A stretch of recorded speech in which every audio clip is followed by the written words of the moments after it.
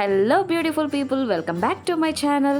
ఈ రోజు నేను ఇంత ఎనర్జెటిక్గా ఎందుకు ఉన్నానంటే, లాస్ట్ టైం నేను పోస్ట్ చేసిన పాస్తా రెసిపీని 4.5K పీపుల్ చూశారు అండ్ చూస్తున్నారు, సబ్స్క్రైబ్ కూడా చేసుకుంటున్నారు.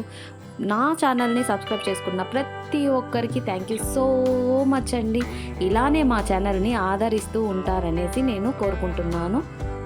ఇంకా కూడా మన ఛానల్ ఎవరైనా సబ్స్క్రైబ్ చేసుకోకపోతే తప్పకుండా సబ్స్క్రైబ్ చేసుకోండి. మరి ఈరోజు రెసిపీలోకి వెళ్ళిపోదామా? ఈరోజు మనం చేసుకుంటున్న రెసిపీ వచ్చి మసాలేదార్ తలా హువా గోష్, తెలుగులో మటన్ వేపుడు. ఇక్కడ నేను 1 kg మటన్ని తీసుకుంటున్నాను. ఇందులో ఇప్పుడు నేను 2 టేబుల్ స్పూన్స్ లెమన్ జ్యూస్ని యాడ్ చేస్తున్నాను. 2 టేబుల్ స్పూన్స్ అంటే ఇక్కడ నేను హాఫ్ లెమన్ని యాడ్ చేస్తున్నాను. ఇప్పుడు ఇందులో నేను 1/4 టేబుల్ స్పూన్ పసుపుని కూడా యాడ్ చేస్తున్నాను. పసుపుని యాడ్ చేసిన తర్వాత ఇక్కడ నేను రుచికి సరిపడా కారాన్ని యాడ్ చేస్తున్నాను. ఇక్కడ నేను 1 kg మటన్కి 3/4 టేబుల్ స్పూన్ కారాన్ని యాడ్ చేస్తున్నాను. తర్వాత ఇందులో నేను 1 టేబుల్ స్పూన్ ధనియాల పొడిని కూడా యాడ్ చేస్తున్నాను.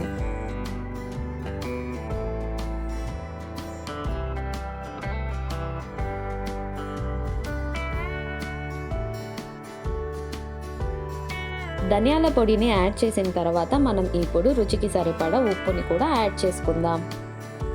ఇప్పుడు ఇందులో మనం 3/4 టేబుల్ స్పూన్ చికెన్ మసాలాని కూడా యాడ్ చేసుకుందాం. మీకు కావాలంటే మటన్ మసాలాని కూడా యాడ్ చేసుకోవచ్చు. ప్రస్తుతానికి నా దగ్గర అవైలబిలిటీలో లేనందుకు కారణంగా నేను చికెన్ మసాలాని యాడ్ చేస్తున్నాను.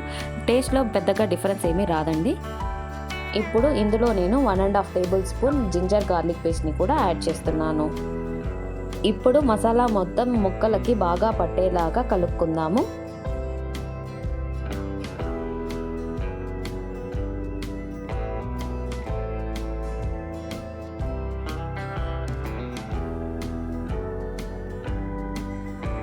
ఇలా మసాలా మొత్తం ముక్కలకి పట్టేలాగా కలుపుకున్న తర్వాత ఒక హాఫ్ అన్ అవర్ ఫ్రిడ్జ్లో పెట్టేసుకుందాము మ్యారినేషన్ అవ్వడానికి.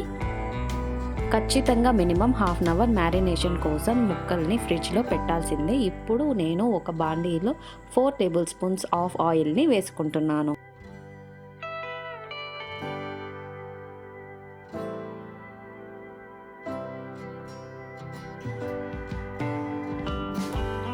ఆయిల్ బాగా హీట్ అయిన తర్వాత ఇందులో నేను 1 కప్ సన్నగా తరిగిన ఉల్లిపాయల్ని యాడ్ చేస్తున్నాను.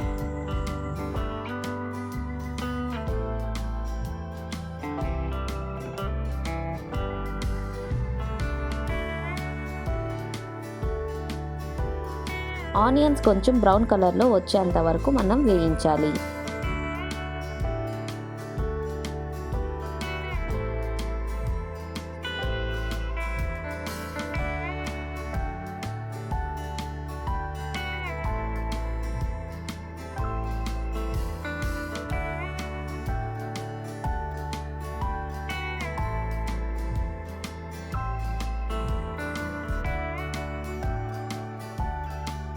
ఇక్కడ ఆనియన్స్ రంగు మారాయి. ఇప్పుడు ఇందులో మనం ముందుగా మ్యారినేట్ చేసుకున్న మటన్ని యాడ్ చేసుకుందాము.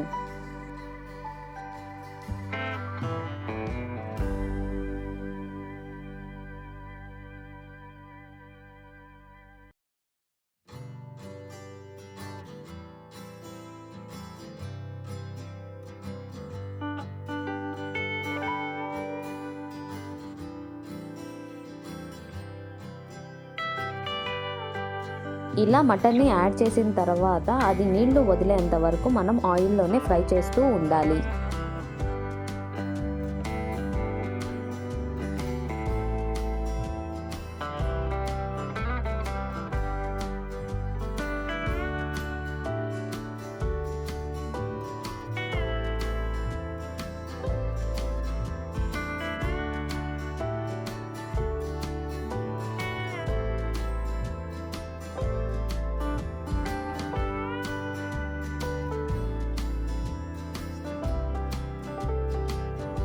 ఇక్కడ చూసారా, మటన్ వాటర్ వదలడం స్టార్ట్ చేసింది. ఇప్పుడు మనం దీన్ని మూత పెట్టుకొని ఉడికించుకుందాం.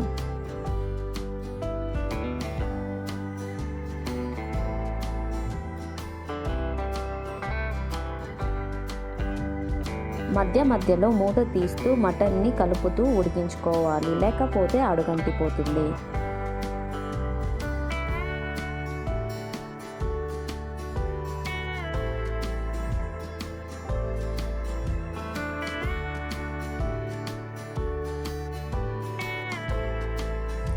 ఇక్కడ నేను ఒక టిప్ చెప్తాను. అదేంటంటే కొన్నిసార్లు మనకి మటన్ అస్సలు ఉడకదండి, చాలా టైం పడుతుంది. అలాంటప్పుడు మనం ఏం చేయాలంటే ఒక పించ్ ఆఫ్ దోసల సోడాని యాడ్ చేసినామంటే మటన్ ఈజీగా ఉడికిపోతుంది.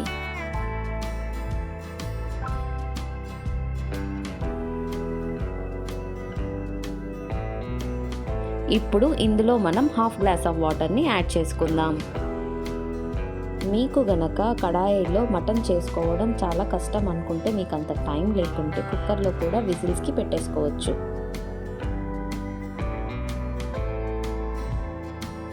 కుక్కర్లో అయితే మటన్ చాలా ఈజీగా ఉడికిపోతుంది.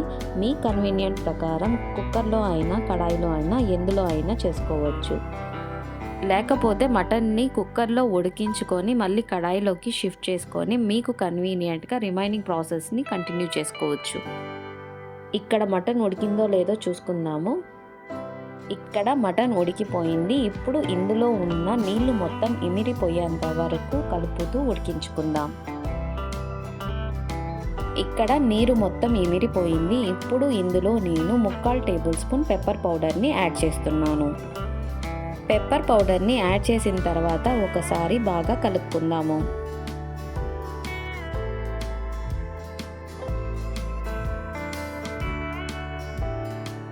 ఇప్పుడు ఇందులో మనం 4-5 పచ్చిమిర్చి చీలికల్ని కూడా యాడ్ చేసుకుందాం. తర్వాత ఇందులో మనం 2-3 రెమ్మల కరివేపాకుని కూడా యాడ్ చేసుకుందాం.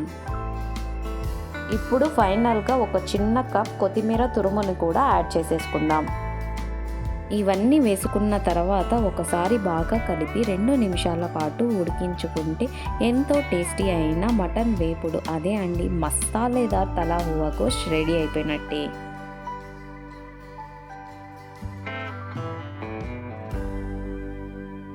మీకు ఈ వీడియో నచ్చినట్లయితే లైక్ చేయడం మర్చిపోకండి, మరియు కింద ఉన్న సబ్స్క్రైబ్ బటన్ నొక్కి సబ్స్క్రైబ్ చేసుకోవాల్సిందిగా కోరుకుంటున్నాను.